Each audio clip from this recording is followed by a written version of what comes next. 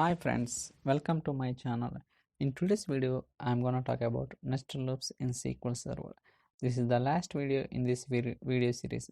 So please try to watch my previous videos so that you'll get more understanding on what I'm talking on today's video.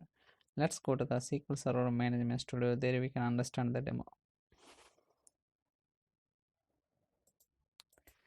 So for timing, I have prepared script for today's demo purpose. Let's try to understand one by one.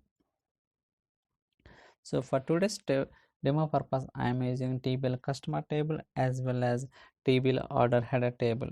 So I'm trying to execute the first query. So before executing first query, try to enable the actual execution plan so that you will get more understanding on what execution plans we are getting. So in this query, what I'm doing here is I'm just joining two tables. One is customer table and order table by taking the customer ID as a join condition, and also I want to see the records only the customer ID is equal to 15080.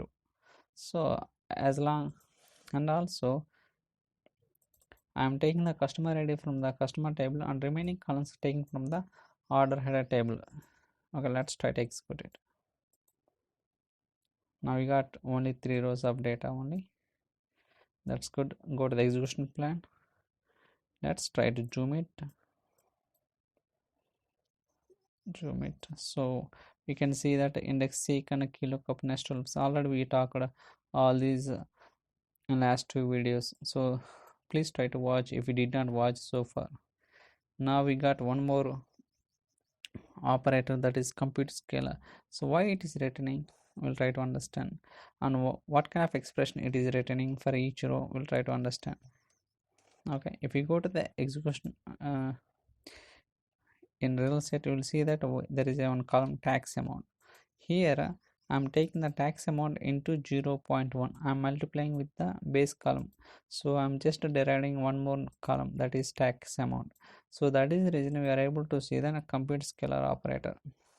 Even if you want to understand what kind of expression it is deriving from each row, so right click, properties,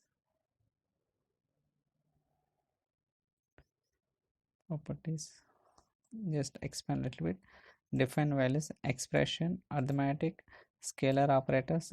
Just keep on expanding so that you'll get more understanding what we are returning here. So if you understand here, what is the constant, here you can see that what is the constant value we are passing, 0.1. for which column we are passing, tax amount, right? So even you can place the mouse here, we can see that tax amount into 0.1. so it is giving the expression value also. Even it is giving the description, compute new values from existing values in a row. Okay, now, so already I explained why it will return the 2.1 estimated number of rows, all the details in last videos also.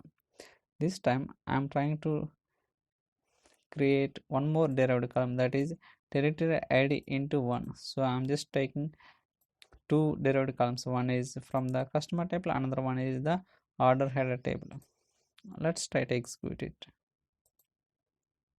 Same thing. So here these two are derived columns because we are multiplying some constant values, here 0.1, here 1 value. Let's try to execute. Now we can see only 3 rows as the output. Go to the execution plan. So in last execution we can see that only the one compute scalar only we got, but this time we got here also, because this is from the table customer table and this is from the table order header table. So that is the reason we are able to see the two compute scalar operators. Even you can, if you want to see the detailed description, properties, just keep on expanding, it will show that what it is defining for each row. Constant, see, now we can see that what is the constant value, and place the mouse over here also, we can see that territory ID into 1. Okay, see, now you can see that clearly what kind of scalar operator it is returning and all. So same thing, right? this is from the table order header table, and this is from the table customer table. Now can play, if you place the mouse over, you can see that output list, customer id and expression. If you place the mouse over here, sales order id. Okay, now what I'm going to do here is I'm trying to create one static value. So I'm just giving a sample value, and the column name is alias name. Okay, let's try to execute. Now we got three. This is static value, these two are dynamic based on the base column. We are trying to derive a new columns. Let's go to the execution plan. Now this time we can see one more compute scalar. Excuse me. So place the mouse over here, you can see that properties, expression. I'll try to expand a little bit so that we can see clearly. See, this time there is no too much expression on, because we are just giving a static value. We are not doing any kind of expression with the existing columns. We're just giving a sample value as a column. So that is the reason it's directly showing that constant. What is the constant value? Okay, compute new values from existing value in a row. Okay, even you can see that what kind of scalar operator it is returning for each row. If you want, we can see the data also, sample value, it's not changing at all.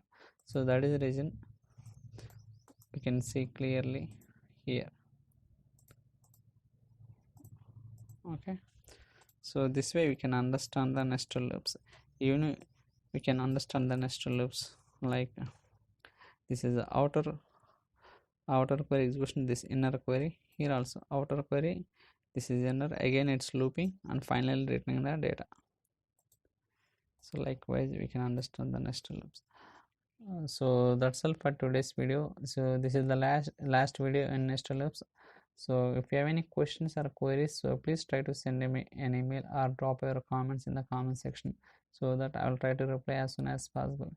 So stay tuned for other videos. Thank you so much.